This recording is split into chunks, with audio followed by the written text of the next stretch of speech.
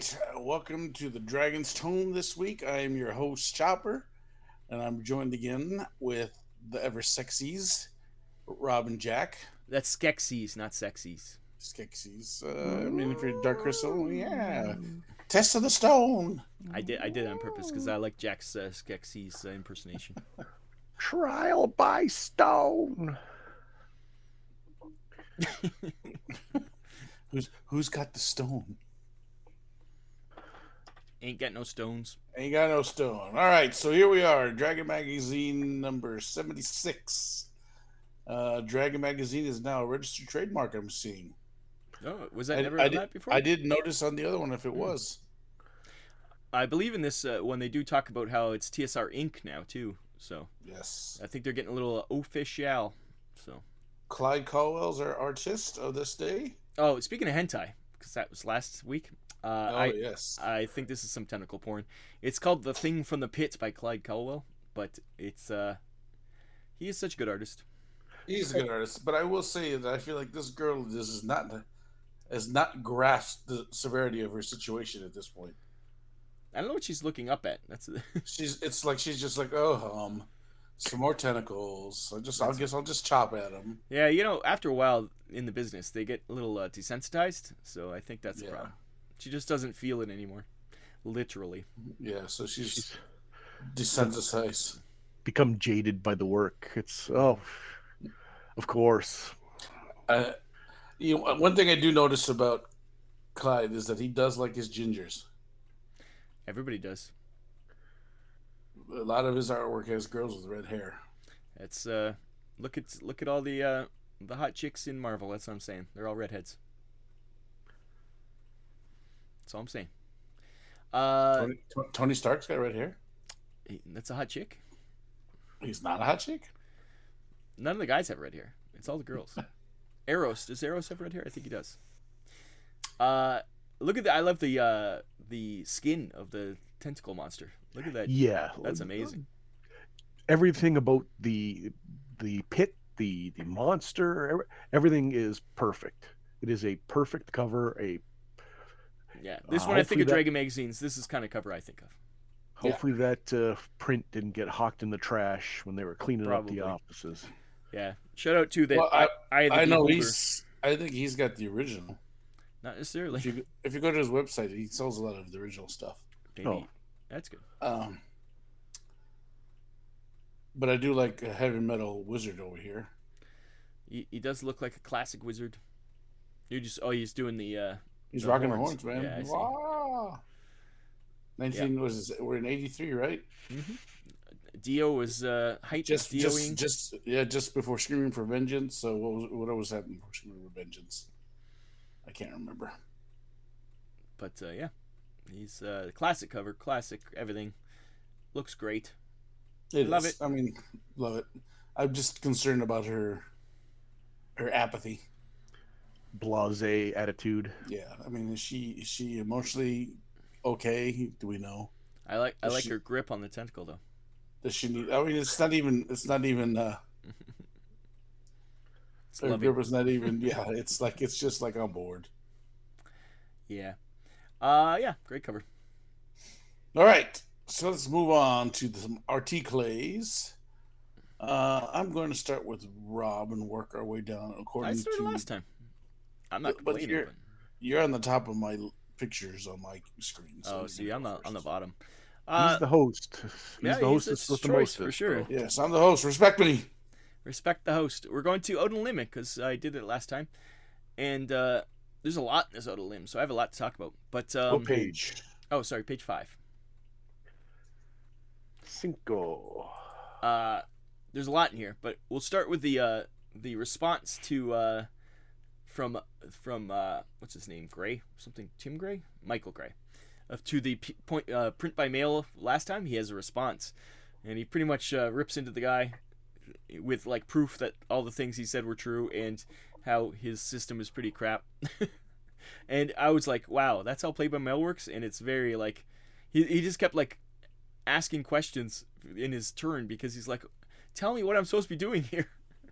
So yeah, it seems pretty loosey goosey to be playing by mail. I assume it costs money to play these games, so yeah, I wouldn't want to do it. Any did you guys read these ones? Yes.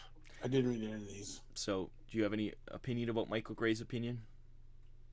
Whose side are you on? Are you on Universe's side or are you on Michael Gray's side? I think from what I'm reading is I think on no one's side because I feel like they came to an understanding, according to him. Well, sort of, but he also rips into him though. He's like, yeah, we came to an understanding, a mutual understanding. Then he goes on to say like, I have proof that there is fuel in this game, and I have proof that I found an alien escape pod. All the stuff that the Play by Mail guy said that's not the game. He's like, yeah, it is. I have it. It's right here. So I think Gray didn't like being called a liar. Pretty much, that's what the other guy pretty much said about him. So he had to defend himself. Well, they did still print the wrong address. let's not say that he was faultless here.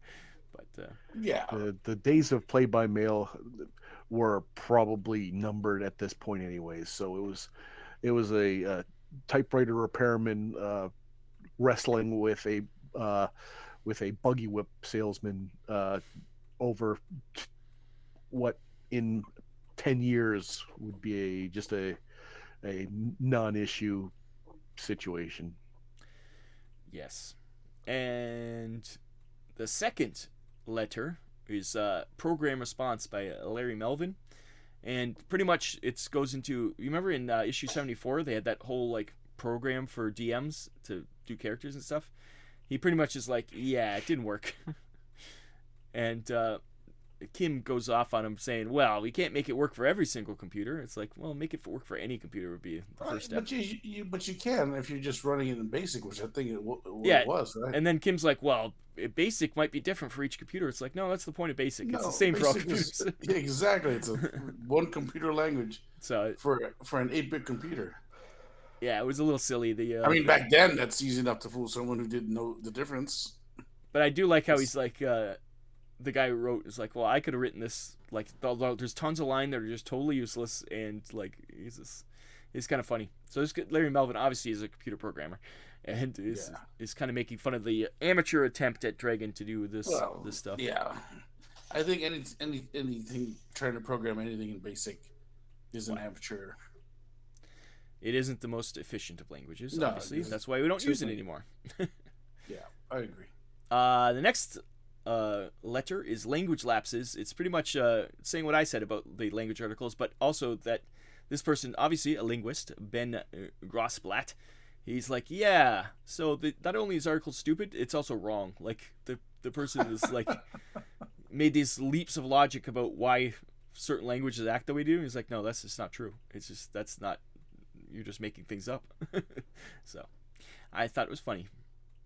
Yeah, so don't read the language articles, don't try to do the programs, and don't play by mail. That's what I got from these. Yeah. And lastly on this, I don't, if it's technically out on a limb, but there's the big thing is magazines will be split, fantasy and science fiction. Oh, that was one of my articles, man. Oh, okay. Well, I'll let you talk about it then. Go for it, man. Okay, yeah. So magazines will be split. I figured this was a separate from the thing. Yeah, I didn't know if it counted. Yeah. Now Ares, which was an SPI magazine that that SPI was bought by TSR, and then cannibalized. So all the sci-fi stuff will go into Ares, which sucks.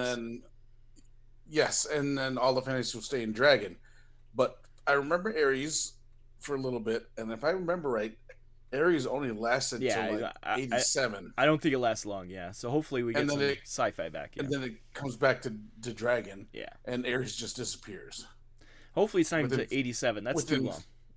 Well, it starts now and then goes like to 86, 87, if I remember right, because I was a senior in high school when it disappeared. So like all the Gamma World, all the Star Frontier, all the Traveler stuff goes into Ares. So we won't see very much any sci-fi stuff in Dragon magazine for a little bit. Yeah. Final issue 1984. Thank Christ. I just looked it up. So it doesn't even last as long as you thought it lasts. So it's only another year until we get it back. So, No, I remember it lasting a little bit longer than that. well, Wikipedia is not lying to me, Pat. It says last issue was published in 1984. So there you go. All right. So I kind of jumped the line there. So Jack, what do you got? PDF page 13. 13. Yeah, this is an interesting one. This is also one of mine. But I also had many. This is the Death Master. Magic using monster. Now, I wrote Death Master, parentheses, Necromancer by any other name. Yeah. This is basically a non-playing character that I don't know. It's supposed to be a big bad magic using.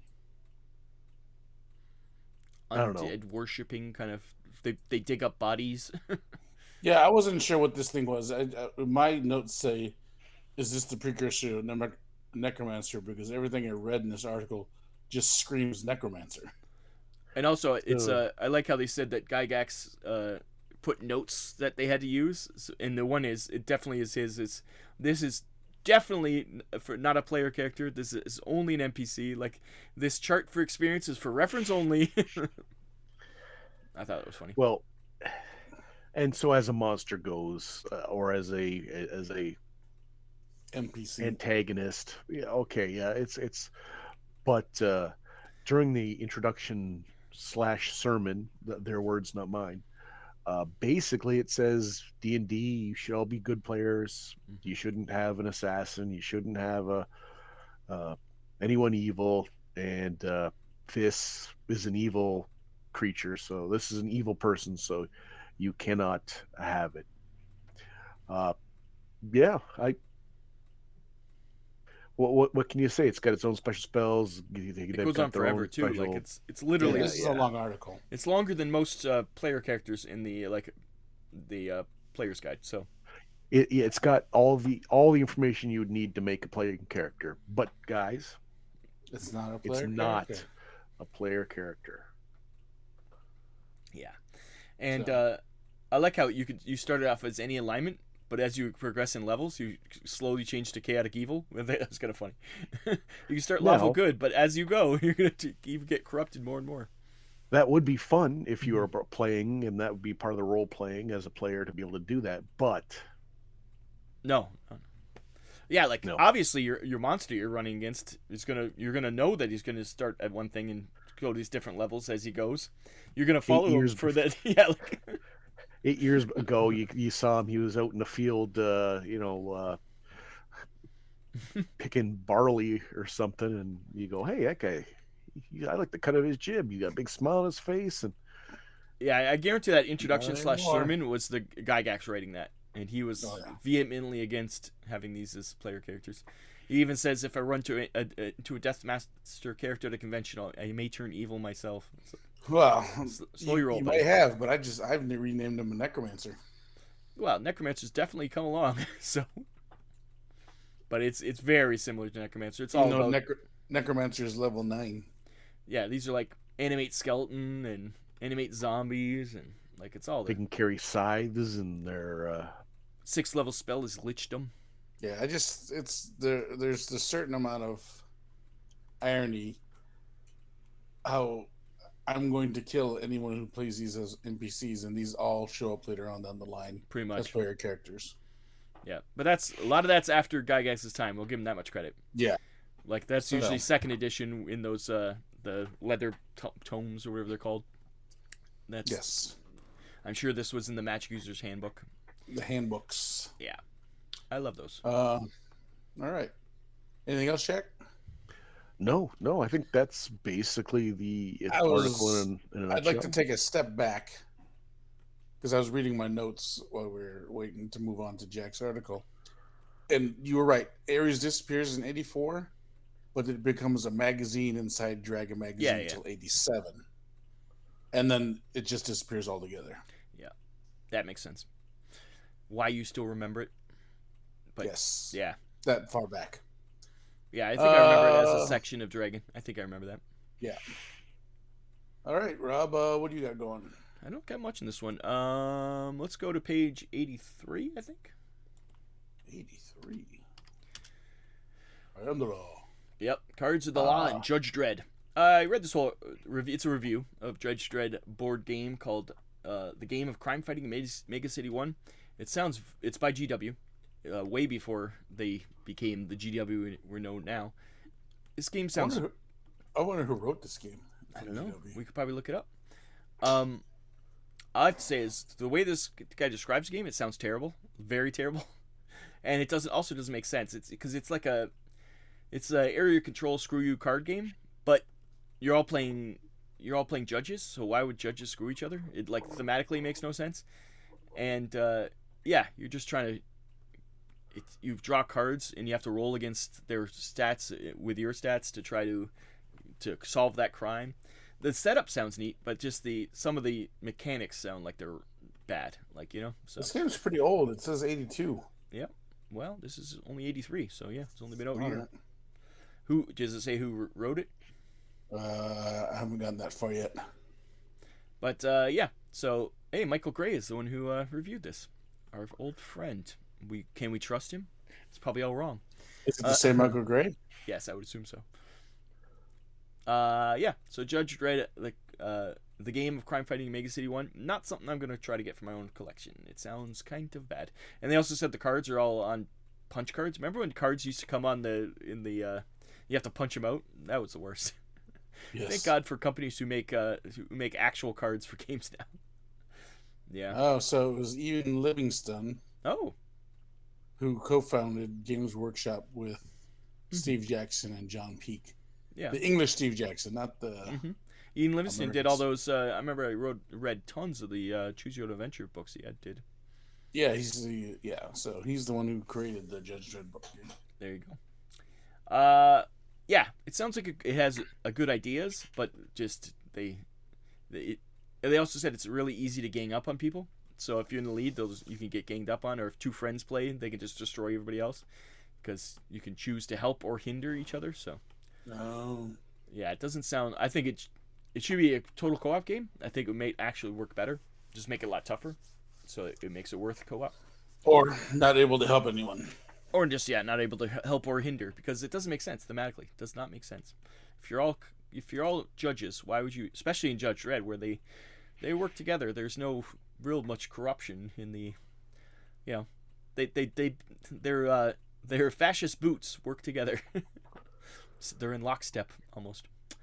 Anyways, Judge Dredd. Interesting that there was a Judge Dredd game this early, and interesting.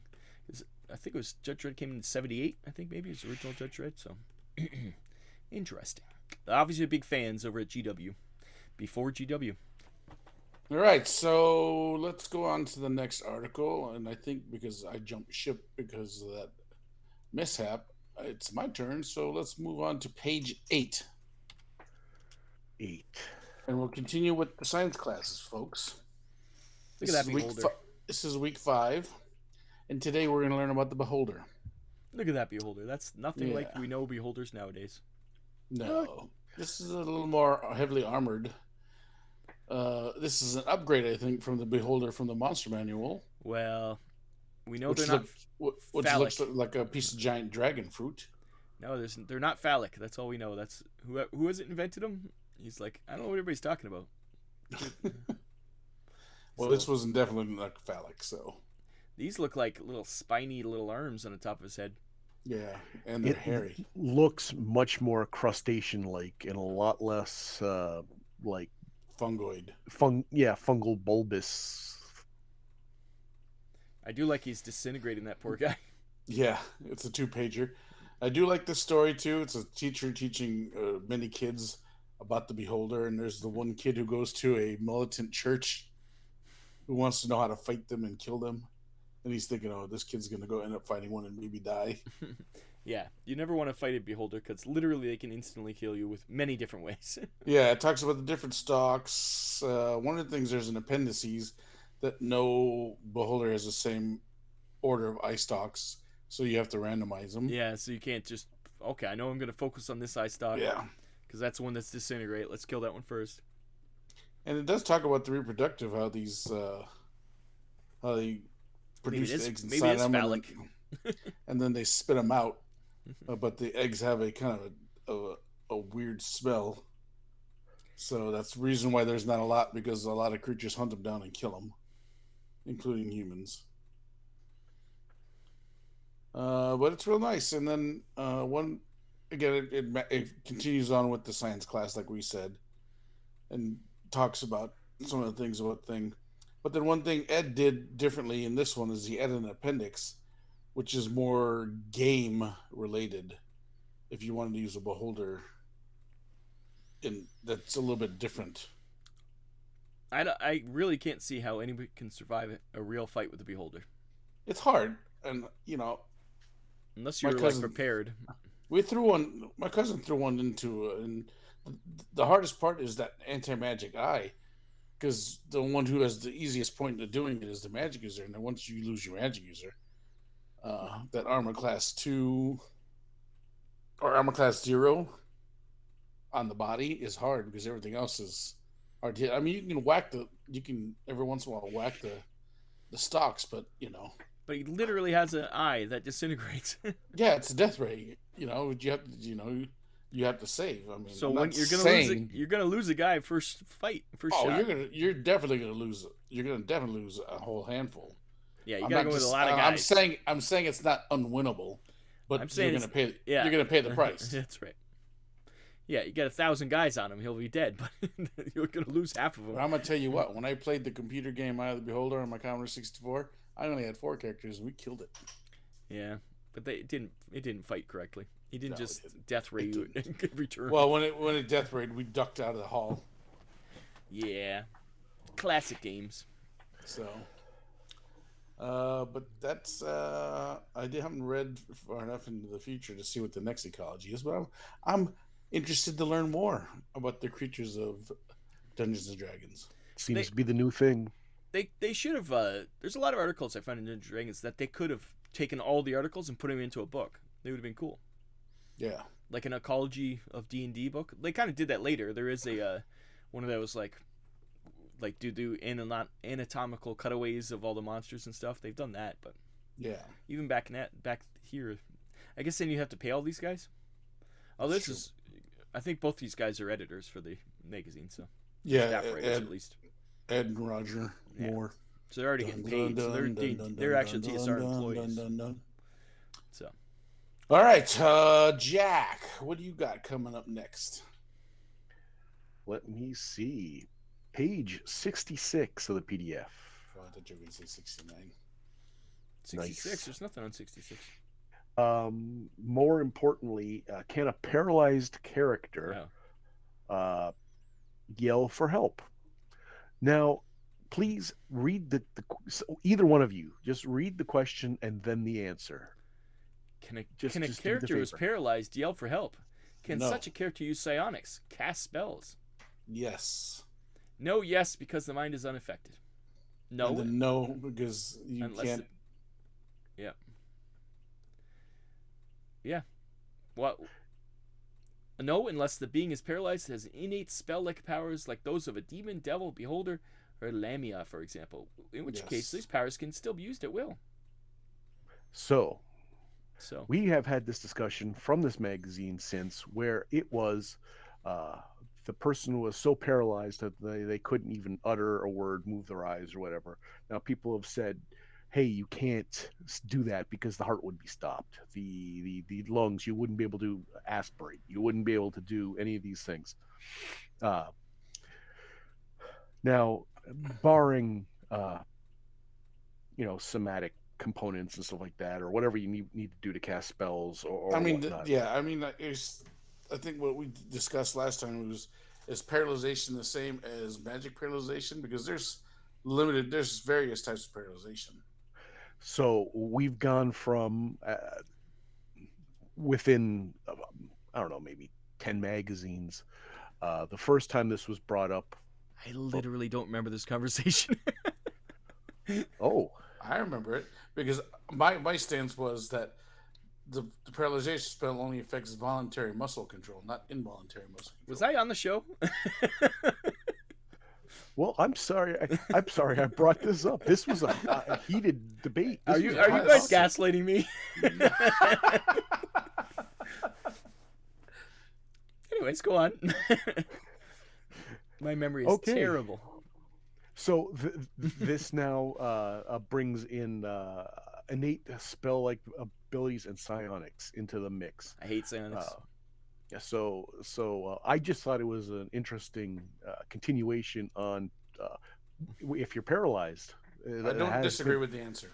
This is the third. Well, I do too, but I also have disagreed with the other two articles that have also broached the subject, and the third one in, and they're still not getting it right for my tastes. I mean, but whoever is answering this question is clearly doesn't understand how paralyzation works. that I think, but that's the point. The point was, the first person said you are paralyzed. You can't even move your eyes. You are paralyzed. Voluntary muscle is you have no control over voluntary muscles. So, depending on how psionics work, or your innate spell like abilities, you could. I mean, the way psionic works, and the few times we've used it before I've grown to hate it, is that it's just really of the mind. There's no verbal component. There's no whatever they call it when you move your hands or you gesture, and So there's no. if you're paralyzed and you can think, you can Yes. think. If you're paralyzed and knocked out, no. Okay. If you were paralyzed and you fell 10 stories, What and if you're got turned to knocked out, stone? Can you still think? I think you're just dead if you turn to stone. No, you can be petrified. You can get back. You could, but I don't think that you are conscious while you're petrified. I believe you're lacking of faculties. Yeah. Okay. Yeah. So I'm gonna the next time this comes up, I'm not gonna bring it up because this ongoing discussion seems to have. I remember it. I was right there with you. I still think you guys are gaslighting me. Okay, that was my article. Please Rob, comment below. Rob, do you have any more articles? Yes, I have this is appropriate because as we said last week, we just got back from the old AdeptCon. So on page 95, it's the What's New, and they're at Welcome to ShameCon 5. So it's them at a science fiction and wargaming convention. I thought it was just appropriate, and it's a satire of being at one, and it's a lot of little jokes here and there. There's like a huckster room, and there's a magazine that's caters to everything, and it's a huge box every month you get. But the thing I thought was really funny, if you go to the I think it's which page is there's so much little stuff. Oh, here it is. It's on page 97. It's about the painting, the best painting. And Best paint job. And somebody asked about how he painted it, and he said it's he uses more than one layer of paint, unheard of. And he says, how many layers are on there? He says 347. He's like, what? And he said it started as a halfling. But the joke is that back then that was a joke. Nowadays that's true. Yes. You see those golden demons, there's many layers of paint on there, many thin layers. So I thought it was funny. Wow, just watching James paint. Yeah. When we watched him paint those Armada ships. James Wapple, as we're talking about. If you go to his YouTube channel, you can see him every I don't know how many days a week he paints, but he does this almost oil every day. paints. He twitches almost every day. And he uses oil paints and just layer and mix and layer. It's amazing. It's almost like there's no rhyme or reason too, which is what frustrates me the most. And half the time, where he started isn't where he ended. So were all those first layers needed? Truthfully, so so it's a funny little thing because it is a con, and a lot of it is true even today about cons. So yes, And they also have they put a box of miniatures too close to the forge, and they all melted. So now they're selling them as lepers. Thought that was funny. That's funny. Lepers are always funny. So that's my last article, I believe. All right. So then, one of my articles, we're gonna go to page 24. I see that everyone stayed away from it. Yes. Whoever did the last one gets it this time. That's the rules. So Yeah. So we're gonna finish off the 9 Hells Part 2. We finish all the different hells. Again, very extensive. All the different princes of hell, the dukes of hell, whoever rules them, what to expect as far as what the plane looks like. like it's so in depth. Like it's just crazy. Yeah, it's nuts. I mean, I enjoyed it, but it was a long read. But it's But so this in-depth. article, yeah, this article ends in a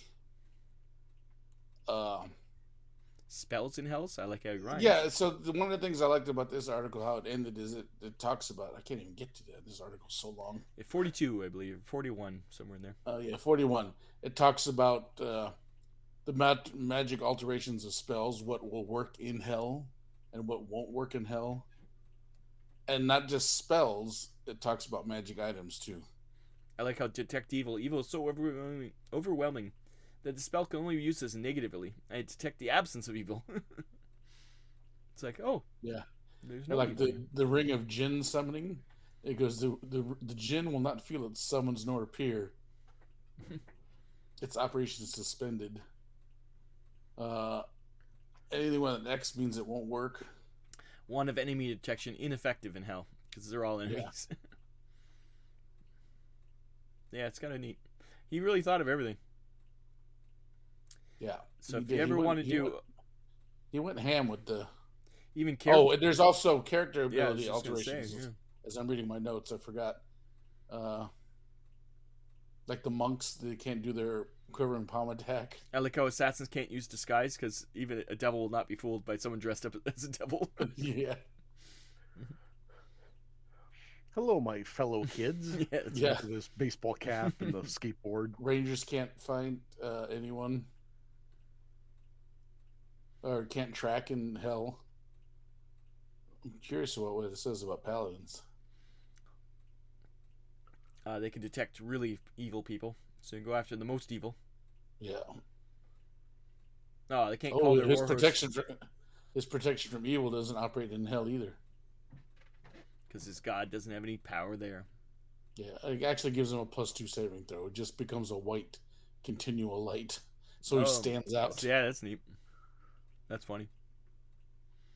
So yeah, if you want to ever throw the Nile Hills in there when you get your characters, if you're still playing, I mean, anytime you can use this in any version of D&D. You just gotta adjust it.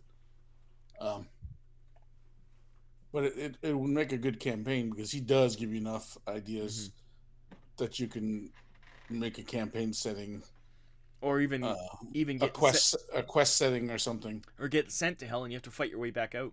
Yeah, I mean that's one way to punish. That's one way to be a loop Pulsifer. Or like high level characters. Send your guys into hell. High level characters where they always worried about how to deal with them. Well, that's the ultimate test, right? You're high level. You want to try it? Go for it. All right, let's do it. You got a battery weight 9. You start at 9. You got to work your way up. Yep. So, all right. 2 parts of that article. Very long, but very well detailed and very well written. Jack, you got any more articles? No. I do have an addendum to an article. It's right here. That's why I want to mention. It's the Dragon Magazine Index takes up a lot of this magazine, and it may be useful to some people. There's no internet back then, but we are paying the $3 for this. Usually gets that special thing in the middle. This special thing is literally a bunch of like where to find it in what magazine. So yeah, it's broken down by types too. So it is a kind of glossary of every edition, the 74 editions. If you want a reference, it's like it turns I want to reference parallelization. Yeah. If it's not in here. So it's interesting, and if you had been collecting the whole Yeah, time, if you had them need all, to- yeah. But how many people have enough that this would be useful? Maybe, like maybe a lot of people had them. Yeah. I mean, I'm sure there are, because there are plenty of guys on our Facebook page that talk about having a ton of these things still. I mean, they were smarter than us and able to hold on to them. That's for sure. and I'm sure if you're like, I remember I used a character from a Dragon magazine. That I love how it doesn't that say NPCs. It says character classes unofficial. It doesn't say NPCs. That's funny. Ah, eh. So I'm sure you if you didn't remember the cover, or it would be helpful, but it is a large. What does the numbers mean? Oh, I think it's the magazine and the page, maybe. Yes. Interesting. Yeah, the Well, one that that's- would be useful is the character classes, because even for us, actually, it's useful for us because we now have the archive, right? yeah. So if we're like, oh, when was it? What issue was that in? We can go back and like what is SR stand for? SR. Where does it say that? Like under Undead Ghosts, it says SR32. Strategic Review. That's the magazine from before Dragon. Oh, okay. Smart. Yeah, yeah. So it even includes that, which is interesting. Yeah.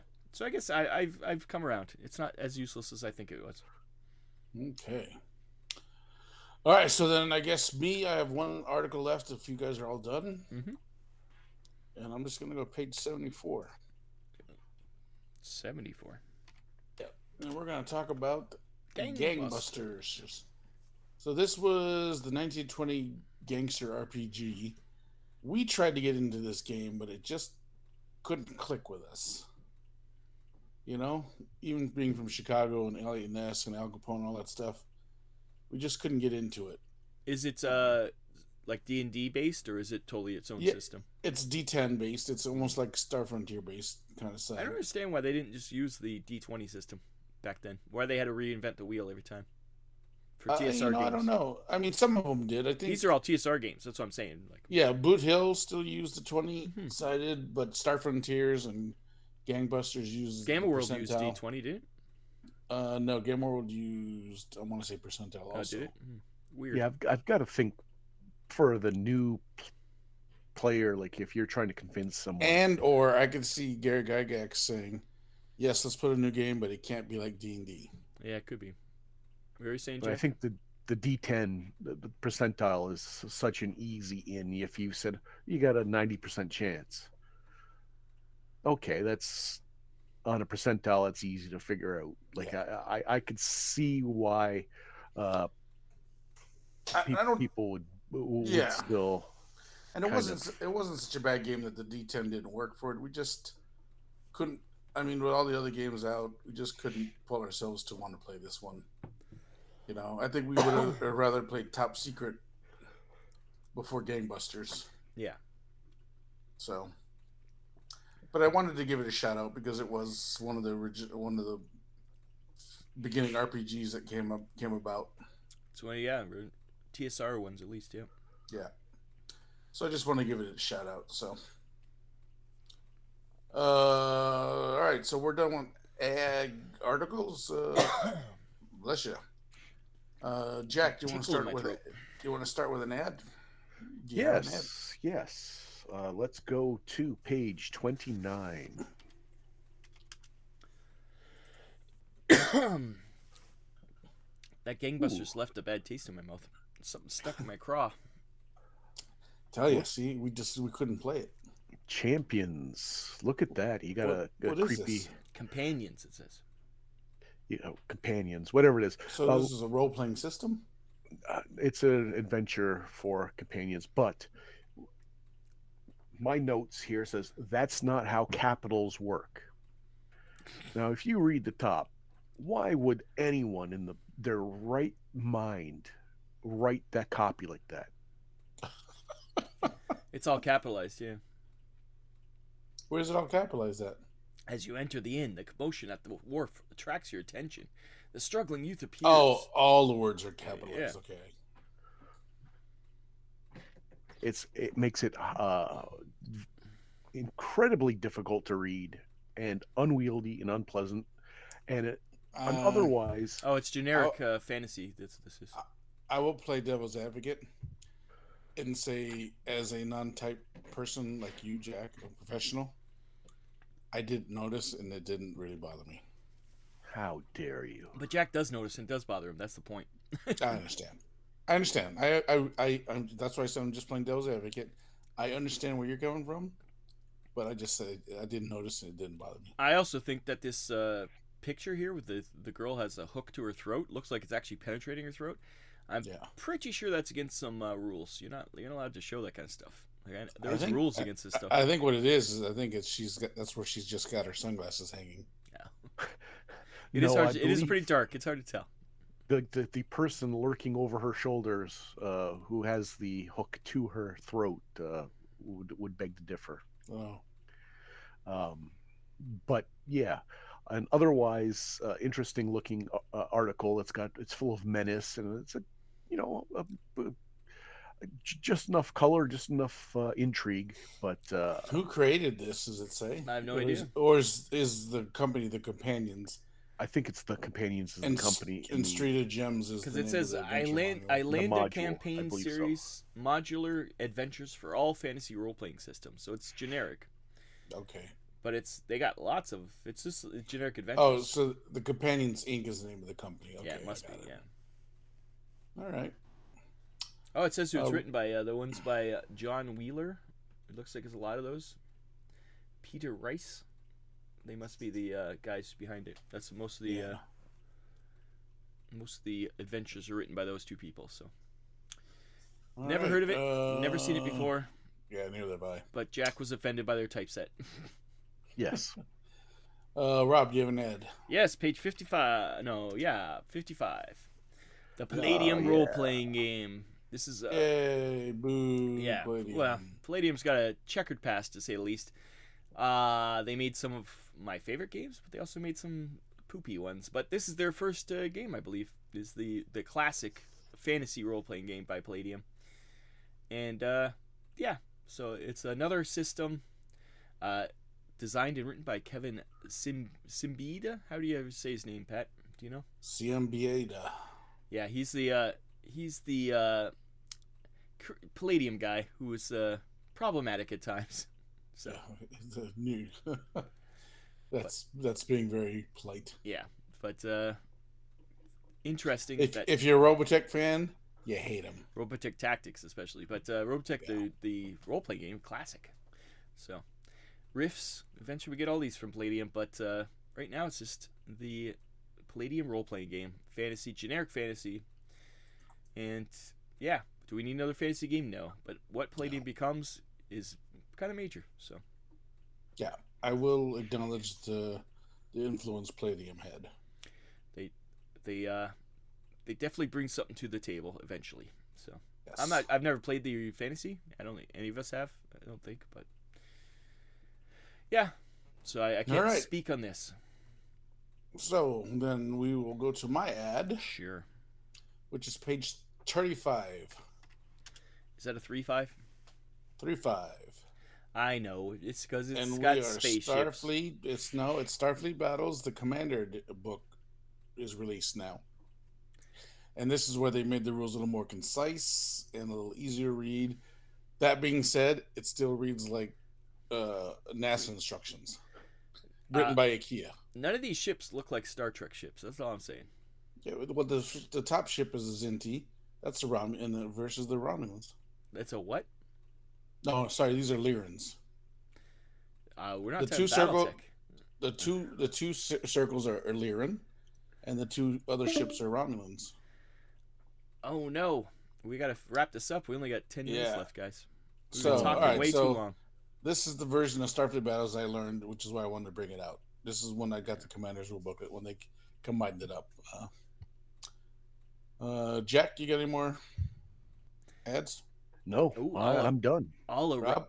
It's a handsome binder and all errata integrated into the rules.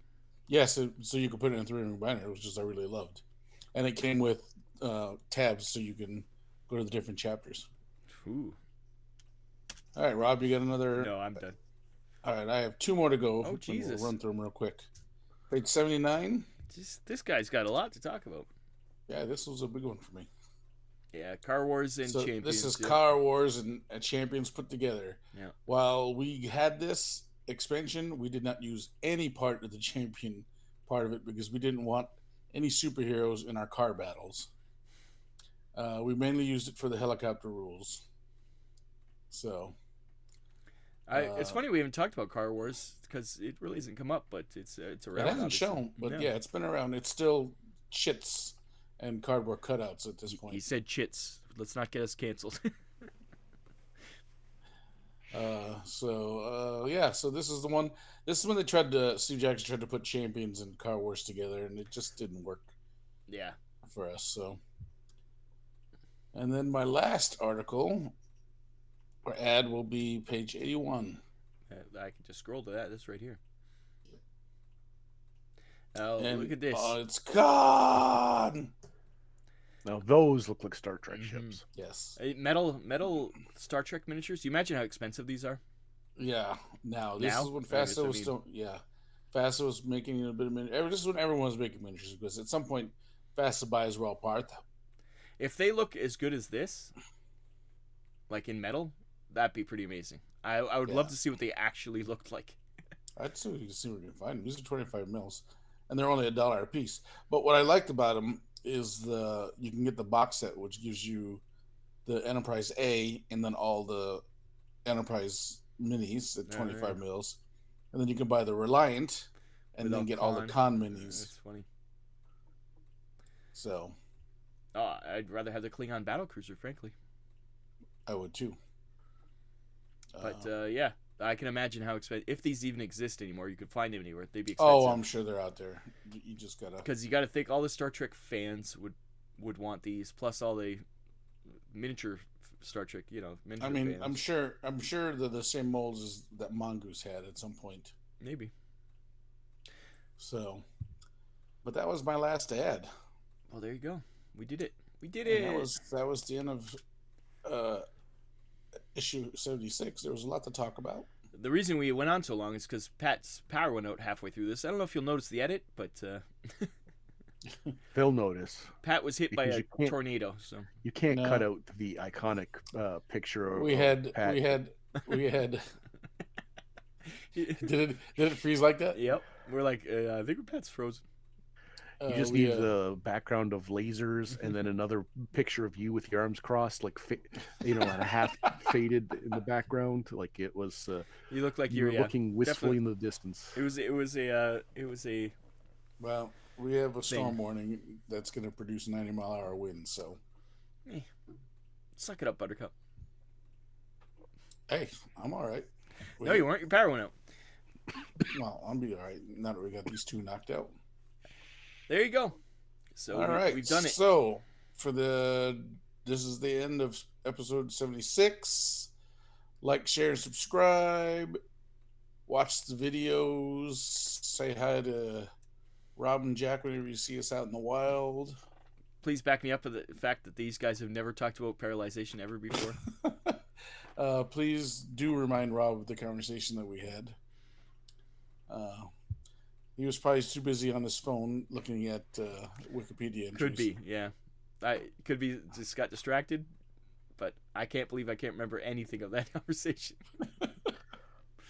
All right. So then, for the Dragon's Tome, I've been your host, Chopper. I'm Jack. I can't remember my own name. Ooh. And we'll see you next week on the Dragon's Tome. Bye-bye.